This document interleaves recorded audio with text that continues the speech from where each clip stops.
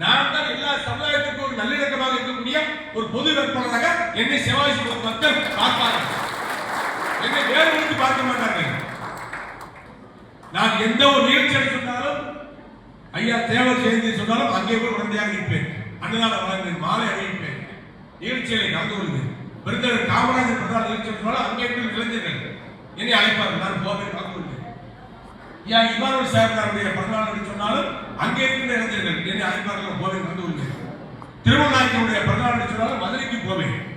வீரவண்டை கங்காவுடைய பிறந்தநாள் சொன்னாலும் கரெக்டாக போவேன். எந்த நிகழ்ச்சிக்கு அந்த சமுதாயத்தின் இளைஞர்கள் என்னை விரும்புகிறார்கள், என்னை அழைக்கிறார்கள்.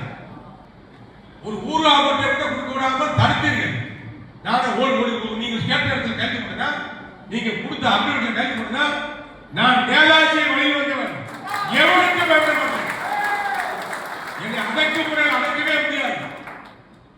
மகிழ்ச்சியுடைய வரலாறை படித்தவன், பிடல் காஸ்டோ வரலாறை படித்தவன், சேக்குவராவுடைய வரலாறை படித்தவன், வீரவாண்டிய கட்டாவுடைய வரலாறை படித்தவன், தேவனுடைய வரலாறை படித்தவன், பல தியாகிகளுடைய வரலாறை படித்தவன், இந்த நாட்டுக்காக தியாகம் செய்த தலைவருடைய வரலாறை படித்தவன், வாவுசுடைய தியாகத்தை படித்தவன்.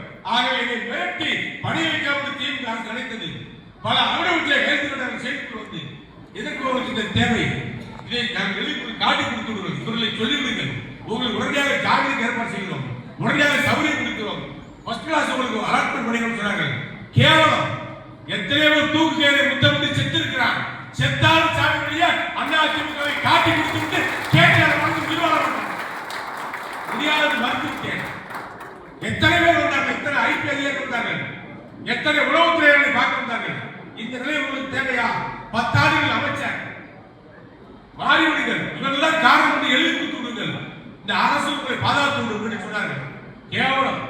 உயிருக்காகவும் சுகத்துக்காகவும் வழக்கில் பயந்து மனம் மாறலாம் என்ற நிலைமை வருவதை விட சிறைச்சாலையை ஓராண்டு தனிமையில் கூட இருக்கிறது சொல்லி தடுத்துவிட்டேன்.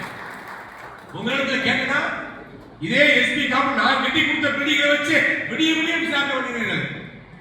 மிகப்பெரிய லைட்டுகளை போட்டு உறங்க விடாமல் நான் எதிரி கையெழுத்து போட்டுனா என்னுடைய வழக்கறிஞர் கூட சந்திக்க விடவில்லை. அத்தனையும் காக்கி சட்டைகள், ஸ்டாலின் ஏறிவிடப்பட்ட காக்கி சட்டைகள், 10 எஸ்பி, 3 டிஐஜி, 2 ஐஜி, அத்தனை பேரும் சேர்ந்து பல்வேறு விதமான கேள்விகள் கேட்டீர்கள்.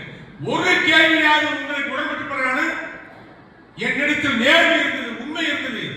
புரட்சி தலைவர் எம்ஜிஆரை பார்த்து வளர்ந்தவன், அவர் படத்தை பார்த்து வளர்ந்தவன். உரிமை குரல் திரைப்படத்திலே கத்தியால எம்ஜிஆரை புத்தம் நேரத்திலே திரைப்படத்திலே கல்லால் அடித்தவன். அந்த அளவுக்கு எம்ஜிஆருடைய விசுவாசிகள் காட்டி கொடுத்து வாழ்வதை விட கூட்டி கொடுத்து வாழ்வதை விட மாணவி பெருகிட்டு உயிரிழக்கக்கூடிய அம்சம் தமிழகம். திமுக அரசை பரிவாய்த்தது. நான் பின்னடிக்கவில்லை, எடுத்த காலை முன்னெடுத்து வைத்து சென்றவன்.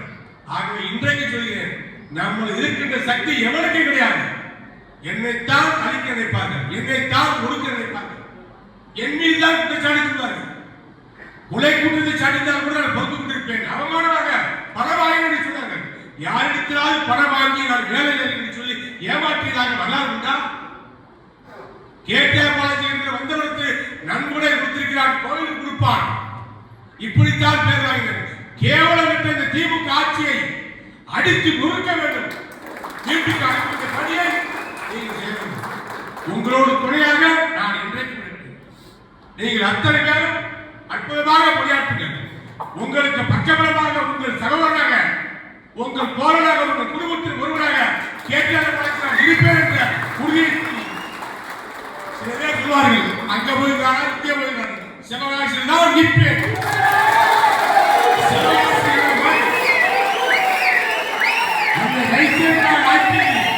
அமைச்சர் ஆட்சி, சட்டமன்ற அமைச்சர் ஆட்சி, அத்தனை இந்த தோல்வியால்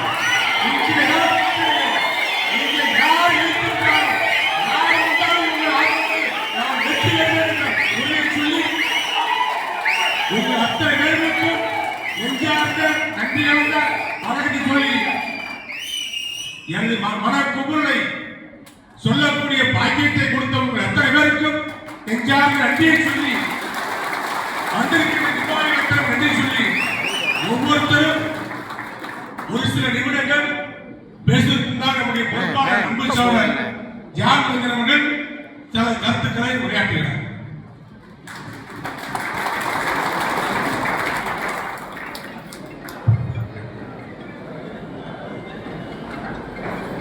ஒரு மிகப்பெரிய பிளே ஸ்டோர் மற்றும் ஆப் ஸ்டோரில் இருந்து பாலிமர் செயலியை QR கோடு மூலம் பதிவிறக்கம் செய்யுங்கள். செய்திகளை உடனுக்குடன் பெறுங்கள்.